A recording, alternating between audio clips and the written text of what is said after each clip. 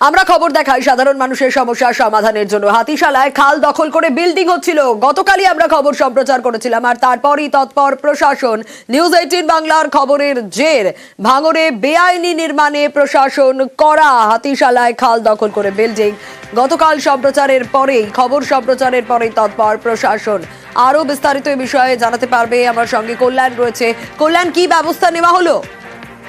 একেবারেই সোনিয়া, আমরা যখন এই খবর তুলে ধরি তারপরেই কার্যত নড়ে চড়ে বসে ভাঙড় 2 নম্বর ব্লক প্রশাসন। কার্যত এই খবর প্রকাশিত হওয়ার পরেই ভাঙড় 2 নম্বর ব্লকের ভূমি দপ্তরের যে সমস্ত আধিকারিকরা ছিলেন তারা ঘটনাস্থলে আসেন এবং তারা ঘটনাস্থলে এসে পরিদর্শন করেন।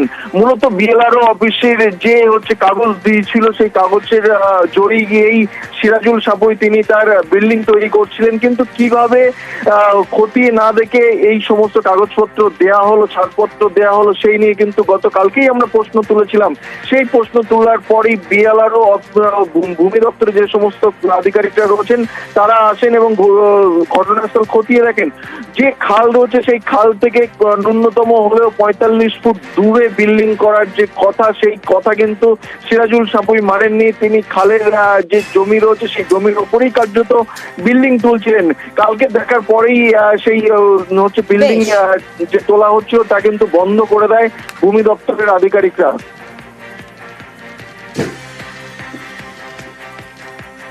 মহেশতলায় পিডব্লিউডির জমি দখল করে নির্মাণ। সরকারি জমি দখল করে তৈরি হয় দোকান, তৈরি হয় ঘর, ইটভাটার কয়েকশো একর জমি এভাবেই দখল করে বস্তি তৈরি হয়। 13ই জানুয়ারি এই খবর আমরা দেখাই, দেখুন একবার ছবিটা। মহেশতলার পিডব্লিউডির জমি দখল করে কিভাবে দেখুন নির্মাণ হয়েছে, দোকান হয়েছে, ঘর হয়েছে, একেবারে কয়েকশো একর জমি দখল করে একটা রীতিমতো বস্তি তৈরি হয়।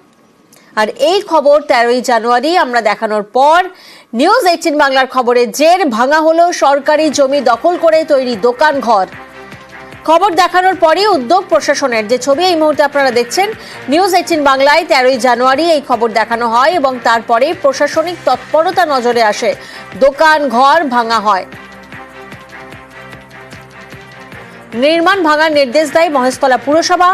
নির্দেশ পেয়েই ভাঙা হয় বেআইনি নির্মাণ।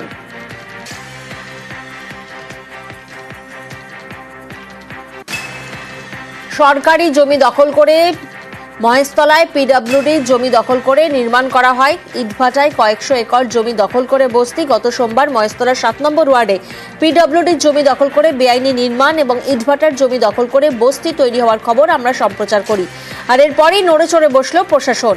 মহেশতলা পৌরসভারই 7 নম্বর ওয়ার্ডে আকরা পুরাতন বাজারের কাছেই রাস্তার ধারে এভাবেই নতুন দোকান ঘর গড়ে উঠেছিল পিডব্লিউডির জমি দখল করে। প্রতিনিধি সমীর এই মুহূর্তে আমাদের সঙ্গে রয়েছেন। সমীর, আমরা দেখেছি মুখ্যমন্ত্রী মমতা বন্দ্যোপাধ্যায় বারবার কড়া বার্তা দিয়েছেন সরকারি জমি দখল না করার, এবং তারপরও সেই ছবিটা মহেশতলা পুরসভায় দেখা যায়। 13ই জানুয়ারি যদি আমরা এই খবর সম্প্রচার না করতাম বা আমরা এই খবর না দেখাতাম, তাহলে কি প্রশাসনের এই তৎপরতা নজরে আসতো? দেখো প্রিয়াঙ্কা, এই যেটা বললে মুখ্যমন্ত্রী বলার পরেই তারপরেই নড়ে চড়ে বসছে, কিন্তু তারপরেও দেখা যাচ্ছে মুখ্যমন্ত্রী বলার পরেও প্রচুর ওখানে এখনো পর্যন্ত যে জলা জমি, মানে যে ইট ভাটার জমি এবং পিডব্লিউডির জমি দখল করে এবং জলা জমি ভর্তি করে সেই এখনো বাড়ি চলছে। এবং তারপরে আমরা সেই খবর সম্প্রচার করার পরেই তারপরেই প্রশাসন থেকে যে পৌরসভা থেকে নোটিশ পাঠানো হয়েছিল। তার আগে যে রাস্তার উপরে তিনটে একদম পিডব্লিউডির রাস্তা, তার রাস্তার পাশেই 3টে দোকান করে দেয়, একদম দোকান করে বসেছিল। তারপরে পিডব্লিউডি চিঠি দেয়, চিঠি দেওয়ার পরেই যখন পিডব্লিউডি কালই যখন ভাঙতে যায়, তখন ভাঙার আগেই যে কর্মী, যে ওখানকার স্থানীয় যে লোক আছে যে দোকানটা করেছিল সেই দোকানগুলো নিজেই ভেঙে দেয়। কেন এরকম যদি না ভাঙে, নিজে না ভাঙে না, তাহলে পৌরসভা যখন ভেঙে দেবে তার কিছু বাঁচবে না, তার একদম পুরো বুলডোজার দিয়ে গুড়িয়ে দেবে।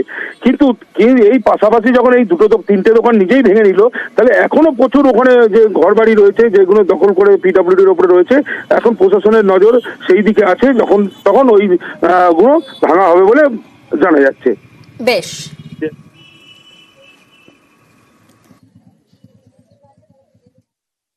15 তারিখে আমরা ভেঙে দেওয়ার আমার নির্দেশ দিয়েছিলাম, মানে মহেশতলা মিউনিসিপালিটির পক্ষ থেকে।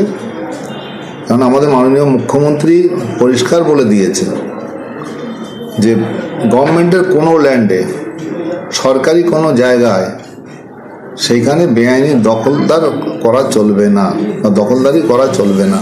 তো এটা বেআইনি একটা নির্মাণ হয়েছিল, আমাদের 15 তারিখে ভাঙার কথা ছিল। তা আমরা দেখলাম যে তার আগেই যারা করেছিলেন তারা নিজেরাই ভেঙে নিয়েছে।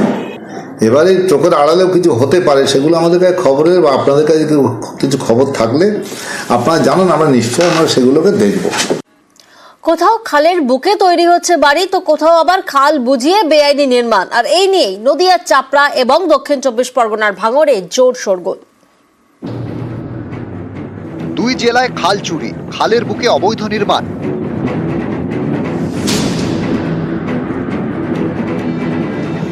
নদিয়ার চাপড়ার কলিঙ্গ পঞ্চায়েত, এখানেই পটিয়া গ্রামে গা ঘেঁষে বয়ে গিয়েছে কলিঙ্গ খাল। এই খালের বুকেই তৈরি হচ্ছে বাড়ি। খাল চুরির এমনই চাঞ্চল্যকর অভিযোগ স্থানীয় এক ব্যক্তির বিরুদ্ধে।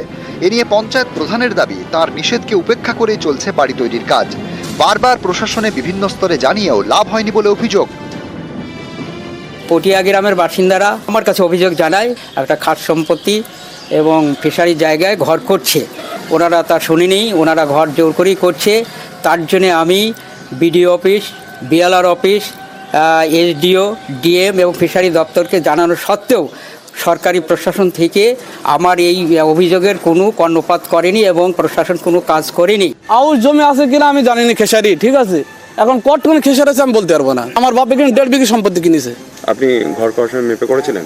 না, আমি তখন বিদেশ ছিলাম। যখন অভিযোগের সম্বন্ধে বলেছে তখন আমি বাড়ি এসে মেপেছি।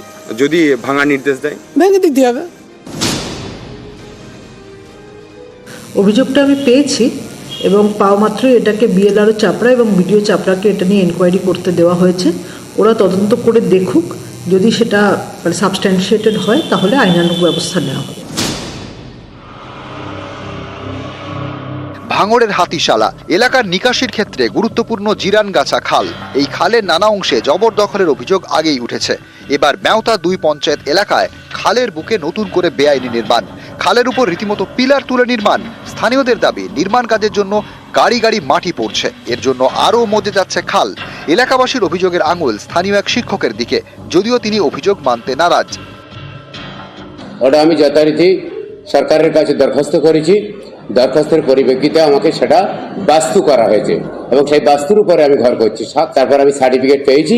সার্টিফিকেট পাওয়ার পরে আমি পঞ্চায়েত পারমিশনের কাছে গিয়েছি। পঞ্চায়েত তখন আমাকে পারমিশন দিয়েছে। ওই যে শিক্ষক খাল বুঝিয়ে বাড়ি তৈরি করছে, এর পিছনে কোনো না কোনো তৃণমূল নেতার হাত আছে, নাহলে ওনার অত সাহস হতো না। আর পশ্চিমবঙ্গে সবাই জানে তৃণমূলকে টাকা না দিলে কোনো অনৈতিক কাজ করা যায় না। শুধু খাল কেন, তৃণমূল আমলে মাতলা নদীও বিক্রি হয়ে গেছে। কিভাবে একটি খালের উপরে একটা আবাসন গড়ে উঠছে, তাহলে কি পুলিশ প্রশাসন এর সঙ্গে জড়িত, না প্রশাসন দেখতে পাচ্ছে না? আমরা খবর নিয়ে দেখলাম বেশ কয়েকটা কাজ হচ্ছে, তার মধ্যে কিছু পারমিশন আছে, কিছু পারমিশন নেই। সেগুলো আমরা খতিয়ে দেখছি, দেখে আমরা থানাকে জানাবো যাতে দ্রুত কাজটা বন্ধ হয়, সেটাই আমরা চেষ্টা করব। নিউজ 18 বাংলা।